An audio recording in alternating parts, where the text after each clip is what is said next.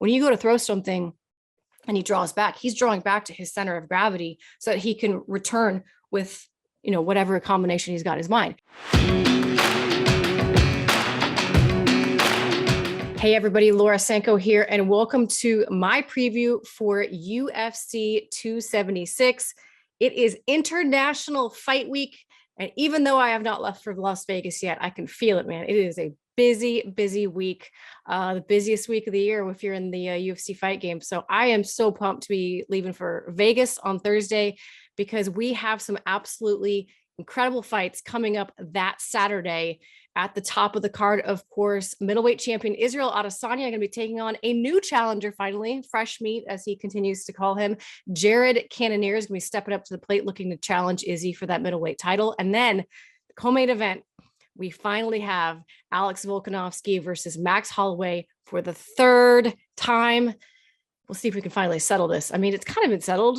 We'll talk about that. We'll get into that. Anyway, let's talk about this main event. And before I get into my thoughts on both the fighters, I like to kind of set the table with some stats. So let me pull that up for you. Let's see here. When we look at these two guys, overall record for Israel Adesanya, 22-1, Cannonier, 15-5. UFC record of 11-1 for Israel Adesanya. Of course, just the one loss to Jan Blachowicz up at light heavyweight. And for Jared Cannonier, 8-5. Now, 8-5 kind of sounds like, but we got to remember a lot of those losses were at light heavyweight and heavyweight. He has lost one time and one time only at middleweight, and that is, of course, to Robert Whittaker. Not a bad guy to have a loss to in this division. So Cannonier on quite the run in the middleweight division.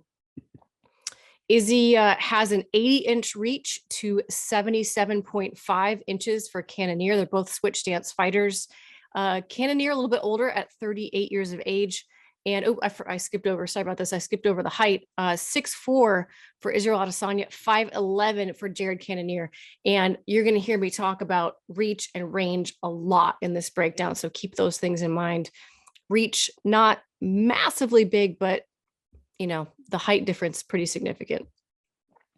And as you move down, it gets interesting because the reality is that they're not that different in the things that matter the most in this fight on paper. That doesn't always translate to reality. And there's a lot of things that influence these statistics, but I still think it's important and interesting to take a look at them. So for striking accuracy, Israel Adesanya, 49.9%. Interestingly, Cannonier slightly higher at 50.5%, both of them well above the UFC average. And then for striking defense, Izzy at 61.8% and Cannonier at 63.5%. Again, both of them very much well above the UFC average. We've got takedown defense and takedown statistics. To be honest with you, I'm not going to focus on them because I highly doubt that this is going to turn into a grappling match. Maybe it will, maybe it won't. Maybe they'll make me look dumb for saying that. But if past is prologue, then no, it's not. Israel Adesanya has 12 knockdowns in the UFC. Jared Cannonier has 5. Now, here's the thing that sticks out with that, though. Izzy has been knocked down 0 times. 0 knockdowns of Israel Adesanya, I should say. And Jared has been knocked down 5 times.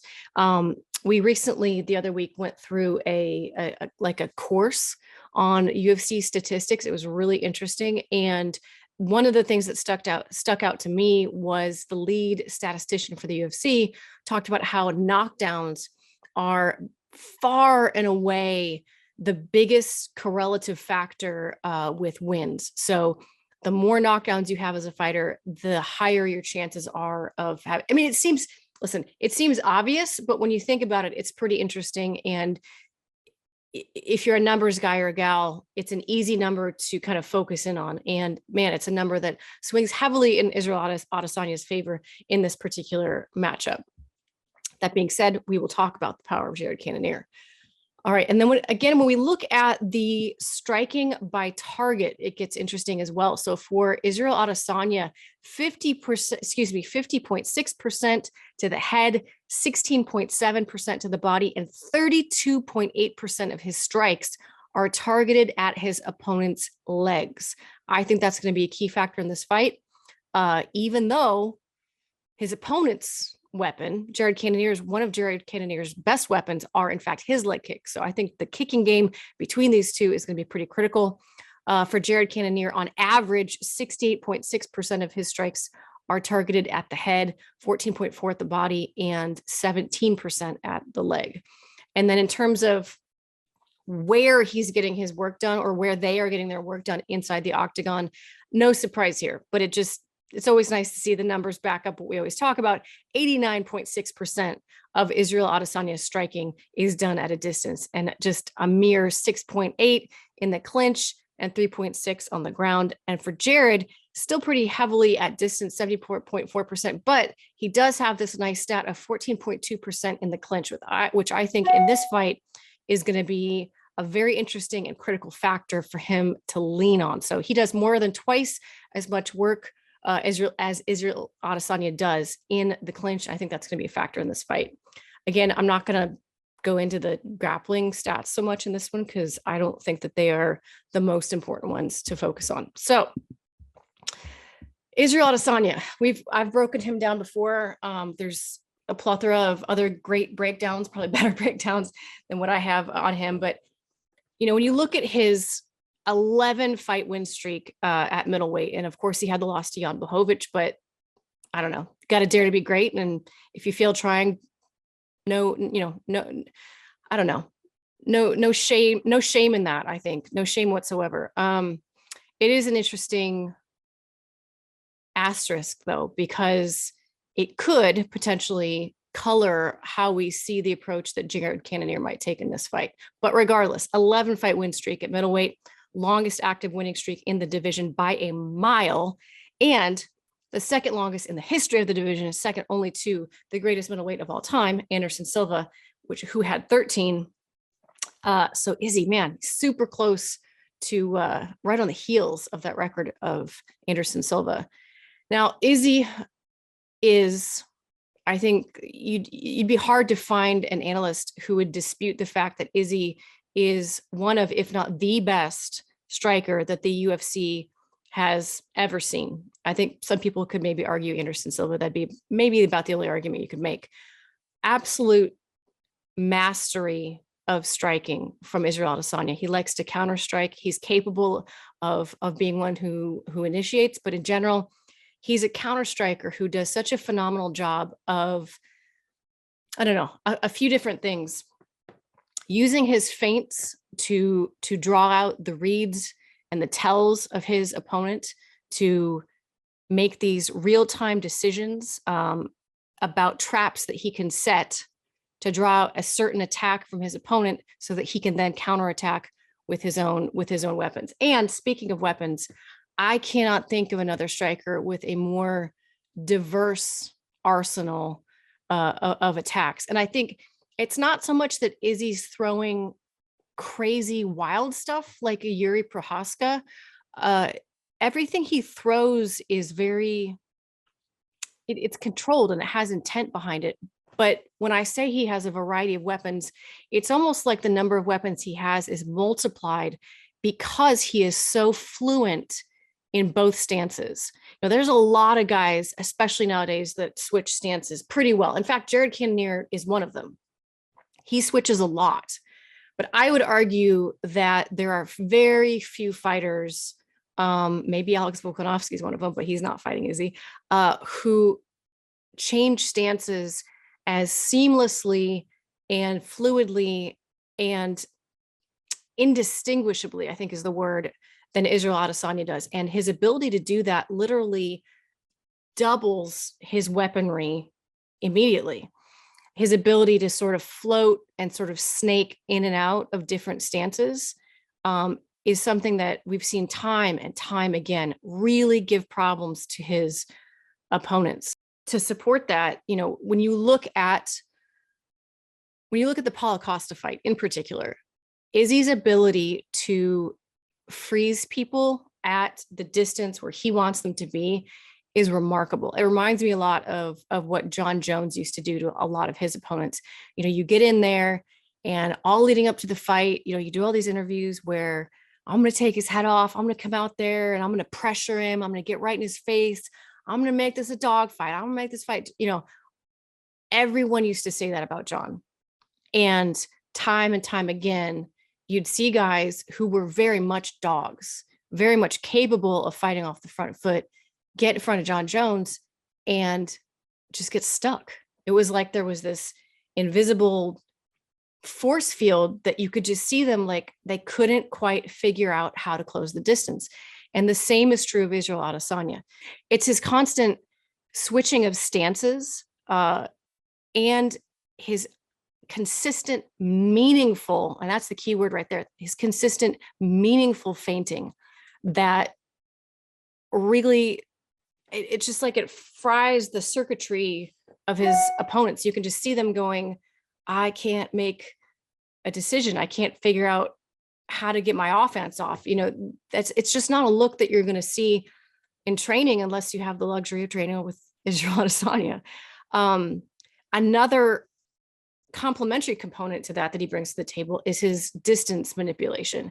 And one of the things that he does that I think is really super special and cool, and I've talked about this last time I broke him down, the way that he's able to fight in really disadvantageous body positions. Like he will put himself in a really awkward position with his torso where his feet are planted, and he can land shots when he really fundamentally should not be able to land them with the power that he is able to. It speaks to his athleticism, his balance, and frankly, I mean, just the amount of time that this guy has had in terms of striking. We forget that he's like, I'm not going to remember the exact record, but he's like 77-4, I think, in kickboxing. It's a ridiculous record. He's had a lot of time, a lot of reps in the striking department. So a lot more time, infinitely more time than Jared Cannonier to develop those specialized weapons that you see Izzy bring to the octagon. So not only does he have super hard punches and kicks and all of the obvious things, he's able to throw them at times you shouldn't be able to throw those type of techniques. And another thing he does that I think is really interesting, the way that sort of dovetails off of what he's able to do balance-wise in the pocket, he leans to manipulate range as well. So when he is drawing out an attack from his opponent, he sort of leans his face over his front foot pretty significantly. And what that allows him to do is he can pull and he can draw away from punches simply by going back to his center of balance. He doesn't have to like lean back the way you saw Paulo Costa leaning back when Izzy would throw a strike at him. That is not a good lean, because he's off balance and was not able to or wouldn't be able to mount an offense from there. But when Izzy does it, because he's already starting so far forward and giving you the illusion that, hey, I'm here, I'm at this distance. When you go to throw something and he draws back, he's drawing back to his center of gravity so that he can return with, whatever combination he's got in his mind. And if you close distance more than he was calculating, he's able to lean past his center of gravity and still pop those shots off, those crazy finishes like that we saw him get against Robert Whittaker, were shots he should not have been able to land, honestly. He's like on one foot, kind of twisting back and just throwing, a hook or whatever the situation may be. So his ability to land hard shots in situations like that is pretty remarkable. He has a lot of power, but it's not the same type of power that Jared Cannonier has. His power comes from a combination of speed and precision. And like I said just a second ago, always sort of being balanced, even when he's not balanced, if that makes sense. He has the athleticism to know how to generate power, even when his feet aren't completely technically under him. he has, in fact, the second most knockdowns in middleweight history with 12, second only to Anderson Silva. So a lot of power in his hands. It's just not necessarily lights out power. He's knocking guys down. He's not always knocking them out. And I think that's the difference between the power of Izzy and Jared Cannonier. Now, when you look at the other side of this equation here, and you look at Jared Cannonier, I think a lot of people, which I understand, are seeing this as, oh, this is Izzy's fight all day. You know, fans in particular, I don't know that they're giving Jared the respect really that he's due. And I understand why, because when you do look at the matchup, it's easy to see how Jared could get caught, you know, staring, like I said, staring on the outside of that force field where he can't quite figure out how to close the distance on Izzy and do what he needs to do. Because one of Jared's best attributes in this fight, his leg kicks and his physicality slash size, strength, whatever. Because we got to remember, Jared Cannonier is essentially a heavyweight engine, and he's a Mack truck engine that someone took out and like put in a Ferrari. So he's got this Ferrari body, but this Mack truck engine. And if there's anything that we can take from that, it's that when Izzy fought a guy in Jan Blachowicz who had that density, that grip strength, that, I don't want to say man strength, because clearly Izzy's a very strong and he's a full grown man, but there's just a difference when you look at the way that Jared Cannonier is able to handle people in the clinch and in grappling type of situations. So I do think that that is something that Jared can and will and should lean on in this fight. As I mentioned before, you know, Jared Cannonier's only loss in the middleweight division is to Robert Whitaker. And it's not like he got, you know, completely wiped with the mat. It was just a fight where he just couldn't find his rhythm. He couldn't figure out how to get going in that fight. And it doesn't bode well for the matchup with Izzy, because frankly, a lot of the things that Robert was doing to cause Jared to be hesitant to enter the pocket, that's a lot of the same things I think that Izzy might be able to implement in this fight. However, you could look at the flip side of that and say, okay, you know, he faced a guy like Robert Whitaker and knows now what he needs to do differently to be able to make sure that he has a different outcome. So I do anticipate that he and his team have been working very hard on, okay, how do we get past these tricky trap setters and get into the clinch, which is where I think Jared is going to do some of his very best work in this fight. He is coming off an absolutely huge win over Derek Brunson. I mean, he was pressuring him from the get-go. He defended a lot of the takedowns. He did get caught in round one, though. And that's, you know, as I alluded to in the statistics, it's a little worrisome that Jared has as many knockdowns. He's been knocked down, I should say, as many times as he had, 5 total in the UFC. But there's also, I don't know, there's a willingness there, right? There's a willingness to take one in order to give one, that as long as he doesn't get caught clean, might serve him in this fight. Because the fact is, he's gonna have to get past that range that Izzy wants him at. And he might have to eat a shot or two in order to get past that range where Izzy wants him to stay at, in order to be in close, in tight, using his physicality, his size, his weight, his strength, all of those things. I mean, the fact is that Derek Brunson is a ridiculously powerful, athletic, explosive individual. And when we have seen him have success, a lot of times it's been in those clinch situations where he's got guys up against the fence, lands a couple of dirty boxing shots, and then where he's really dangerous is when he breaks from the clinch. We saw him do that to Kudalaba. We saw him do it to Derek Brunson. It wasn't the ending of the fight, but it was the beginning of the ending when he landed that beautiful elbow when they broke away from the clinch.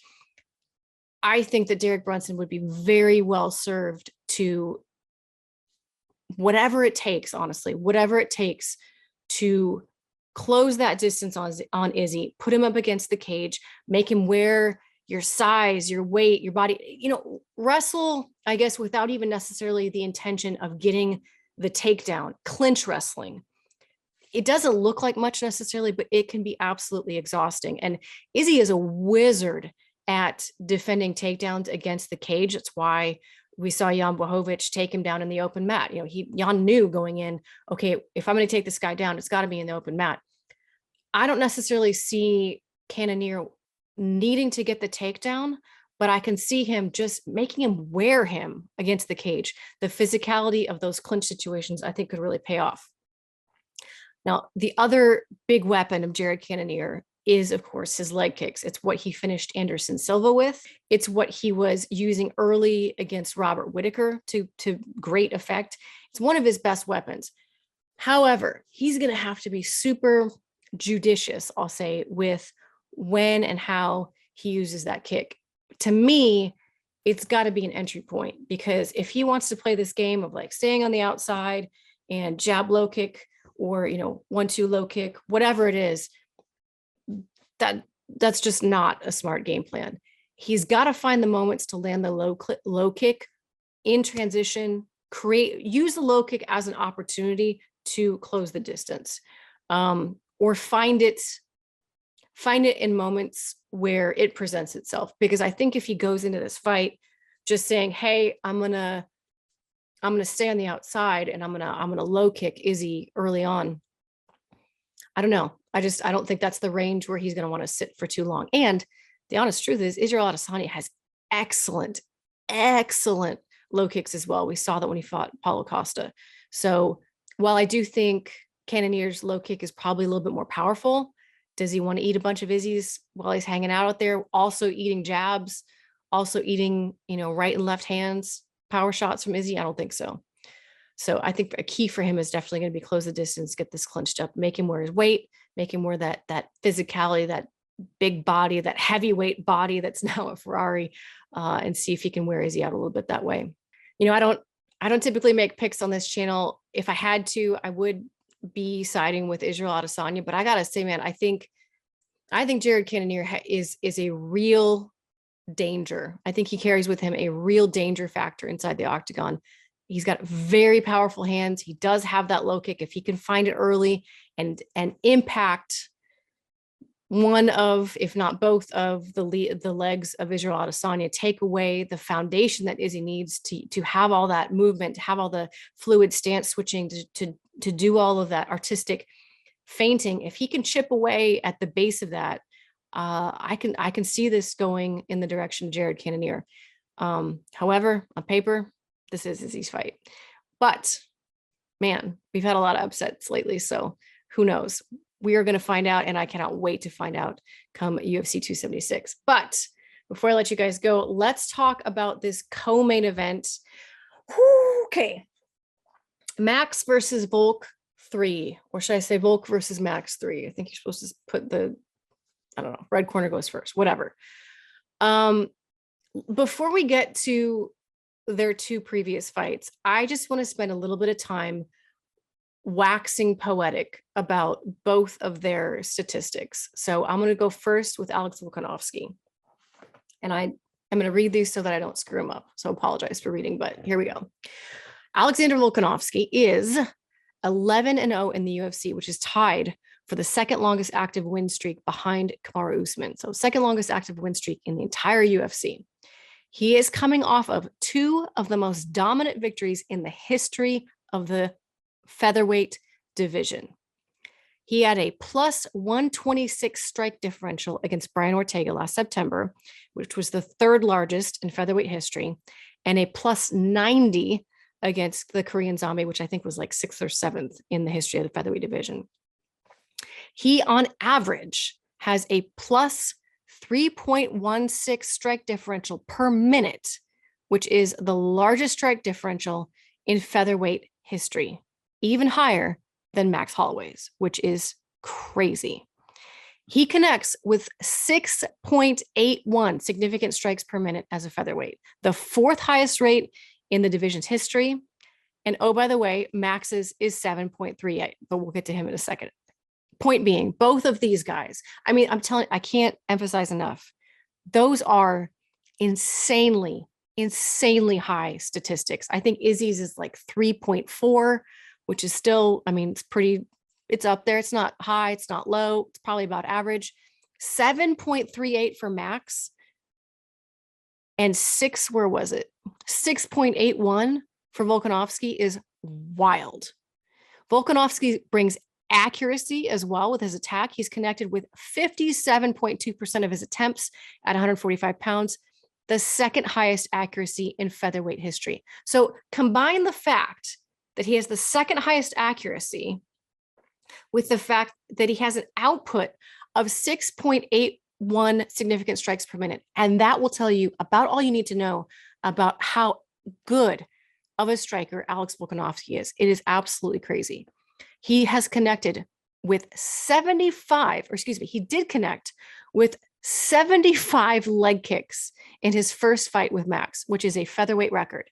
But what is even more wild is then he went on to land 67 leg kicks in his second fight with Max, which takes second place for the number of leg kicks landed in a featherweight bout in the history of the division. The man can strike, the man can kick. Okay, on the flip side, we've got Max Holloway, who is, I think, for most people, the most accomplished featherweight in the history of the division. He has 18 wins in the UFC, more than any other featherweight, 10 finishes in the UFC, also more than any other featherweight, 9 bonuses, which is tied for the most in featherweight history with Cub Swanson. And here's where it gets really interesting. He set the record for significant strikes landed in a fight originally at 290 when he fought Brian Ortega. Then he absolutely obliterated that record when he fought Calvin Kattar and landed 445 significant strikes. He has the largest and the second largest strike differentials ever in the UFC. In fact, his average strike differential is second only to Alexander Volkanovski. And as I referenced before, he lands 7.38 strikes, significant strikes per minute, and has landed the greatest number of significant strikes overall in the history of the UFC at 2,848. And in fact, has topped the 100 significant strike mark in over 13 UFC fights, more than any other fighter ever. So those are the people that we're dealing with in this matchup. But we know that because we've seen them fight already twice.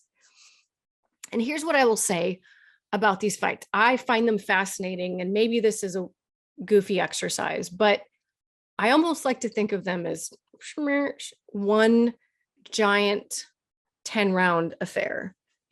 And if you look at that, if you look at it that way, it is so interesting to see the ebbs and flows of who was taking control and who had momentum when in the fight.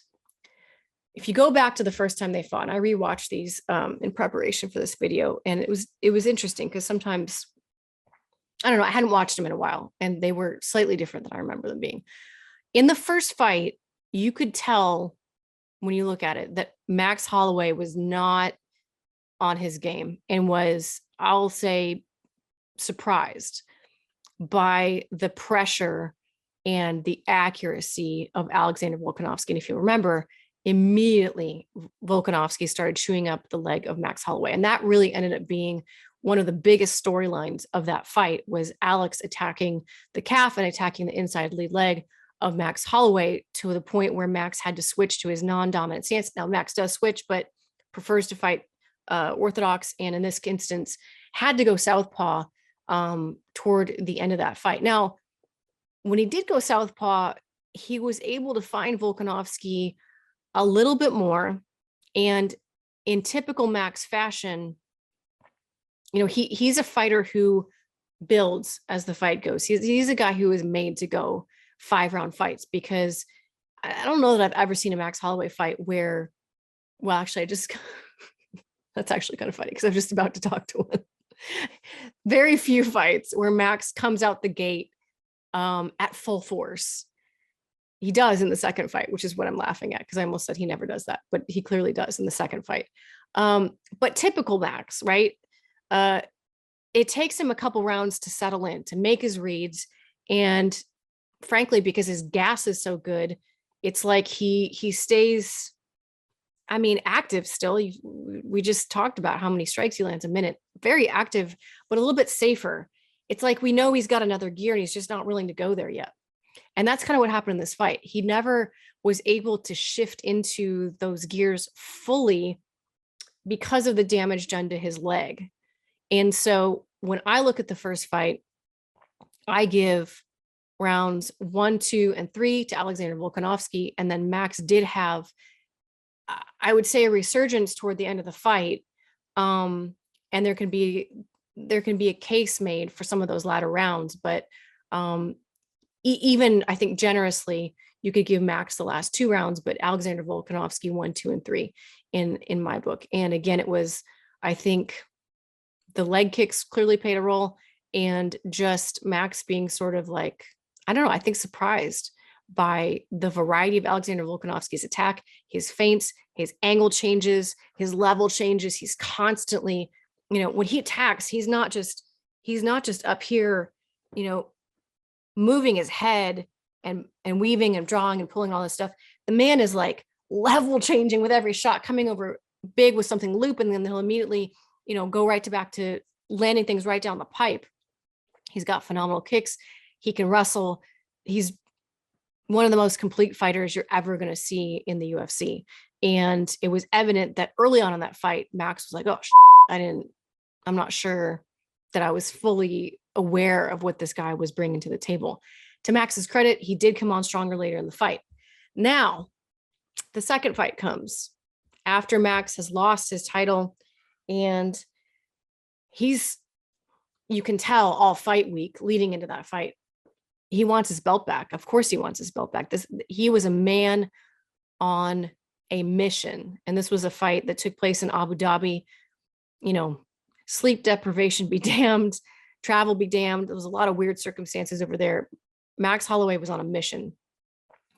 And it's interesting to see how this fight was sort of a flip-flop from the first one, because in this fight, I gave Max rounds 1 and 2, and then Volkanovski 3, 4, and 5.